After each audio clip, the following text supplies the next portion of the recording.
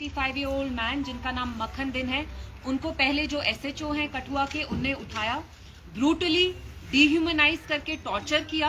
After that when he was release from custody, ये जो मक्खन दिन है जो बस 25 साल के लड़के थे, उनने मॉस्क के सामने एक वीडियो बनाया जिसमें उनने कुरान हाथ में पकड़ के कहा कि मिलिटेंट तो छोड़ो, I can not even think of being a militant, मेरा किसी भी मिलिटेंट के साथ नाता तक नहीं है।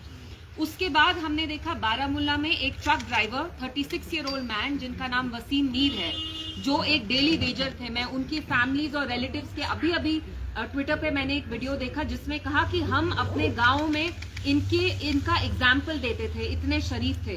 हमने देखा कैसे आर्मी ने उनको एक वाइल्ड गूस चेज पे, पहले तो मेरी समझ में नहीं आता, आप कहते हैं कि कोई सिविलियन को आपने वाइल्ड गूस चेज में 24 किलोमीटर चेज किया, and then when you are targeting the tyres, आप उनके ट्रक ड्राइवर के टायर्स को डिफ्लेट करना चाहते हैं, वो गोली उनको कैसे लग गई, and how was he killed, how was he fatally killed.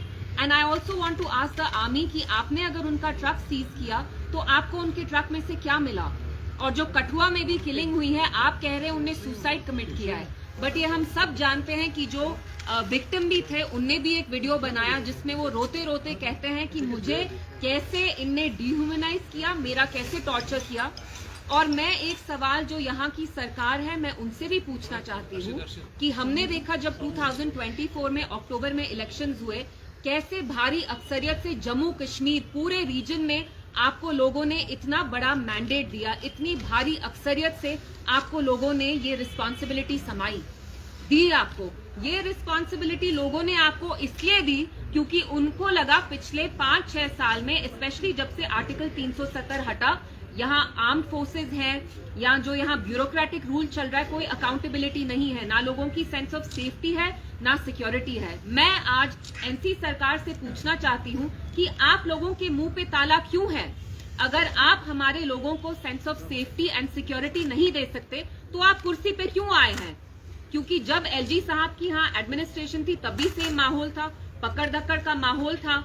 यहाँ जो इतनी सारी एजेंसीज हैं, वो एसआईए हो, नई एजेंसीज हो, पुरानी इंटेलिजेंस एजेंसीज हो, वो किसी को भी ओजीडब्ल्यू करार कह के, हाइब्रिड मिलिटेंट कह के उठाते थे, टॉर्चर करते थे। हमने देखा राजौरी पुंछ में दिसंबर 23 में आर्मी ने कैसे कोल्ड ब्लडेड तरीके से कितने सिविलियंस को वहां मारा, जो वहां इंक्वायरी भी हुई। Caravan has just done a story on it.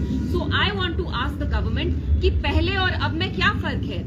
50 MLA होने के बावजूद भी आप यहाँ के लोगों को इज्जत नहीं दे रहे, उनको सेंस ऑफ सिक्योरिटी नहीं दे रहे, उनकी डिग्निटी नहीं दे रहे, तो आपको लोगों ने यहाँ क्यों चुना? आपको यहाँ लोगों ने इसलिए चुना ताकि आप यहाँ एक सेंस ऑफ अकाउंटेबिलिटी दे, एक relief they.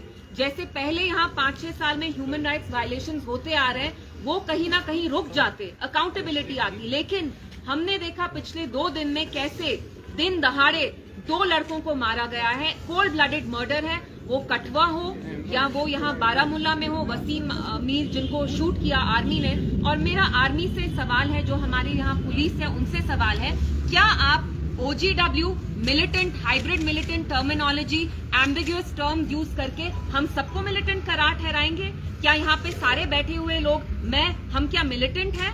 How is it fair? हमने देखा है आर्मी में, पुलिस में कुछ officers are the black sheep, वो कैसे ह्यूमन राइट्स वायलेशंस करते हैं, लेकिन फिर भी I say you cannot paint everybody with the same brush.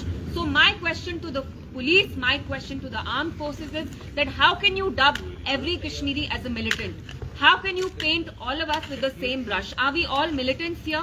For how long will you keep exploiting this unbridled impunity that you have, whether it's through ASPA, whether it's through other laws that give you a wide scope of these powers, कि आप किसी भी लड़के को जाके गांव में से उठाते हैं, कहते हैं फलाना है, हाइब्रिड मिलिटेंट है, ओजी। आपके मुंह पर ताला क्यों है? आपके 50 एमएलए किस लिए आपने लिए? ताकि आप आज मुंह बंद करके बैठे जब हमारे नौजवानों का खून बह रहा है, जब 25 साल के लड़के को पुलिस टॉर्चर करती है and then he is found dead. या बारामूला में वसीम मीर है जिनको आर्मी ने मारा, and I want to ask them what did you find from the truck? Has any evidence been found? I am pretty sure they won't find anything. तो मेरा मकसद यहाँ आने का यही था, मैं आपसे बात करना चाहती थी। हमारे जो जम्मू कश्मीर की पूरी आवाम है, वो नौजवान हो, बुजुर्ग हो, there is a gripping sense of fear insecurity, there is no sense of safety, there is no sense of dignity. और जो 3 महीने पहले एलजी सरकार में चल रहा था एडमिनिस्ट्रेशन में, सरकार एनसी सरकार बनने के बाद भी आप देखिए the chief minister being the head of the state has not issued a single statement condemning either of these killings. So I want to ask them, आपकी तो हिस्ट्री रही है एनसी की, जब से आप 40s में 1947 में NC has normalized every act of betrayal that has been heaped upon the people of Jammu and Kashmir. They have normalized everything. So today I want to ask you, why are you normalizing this? कुर्सी के लिए आप यहाँ के लोगों को कितना जलील करेंगे? पहले तो हमारा अपना प्राइम मिनिस्टर था, झंडा था, कानून थे, आईन था, आज देने को कुछ नहीं है। तो आपकी कॉन्शियंस जो इतनी सिलेक्टिव है, मैं एनसी से पूछना चाहती हूँ, कब तक आप ये करते रहेंगे? कब तक आप ये जो हर एक एक्ट ऑफ बिट्रेयल है आप उसको नॉर्मलाइज करेंगे? क्योंकि आपको कुर्सी की ग्रीड है, you want to capture power at any at any expense. So my whole purpose of coming here was speaking to the press about these human rights violations, 2 very serious grave human rights violations that have happened within the span of 24 hours. And I want to make it very clear to the police and the armed forces, we are not here to impede or imperil your investigation in any case. We understand even you have a responsibility to protect, to uphold the law and order in Jammu and Kashmir. But at the same time, यहाँ पे home ministry claim करती है कि normal सी, तो ये कैसी normal सी है कि आप हम सबको शक्की निगाह से देखते हैं? आप कब तक हम सबको शक्की निगाह से देखेंगे? आप तो कहते हैं 370 हटाने के बाद यहाँ इंटीग्रेशन हुआ, तो ये कौन सी इंटीग्रेशन है? इमोशनल इंटीग्रेशन कहाँ है जब आप हमें ऐसी गंदी शक्की निगाह से देखते हैं? तो मैं यहाँ आके यही कुछ बातें आपसे करना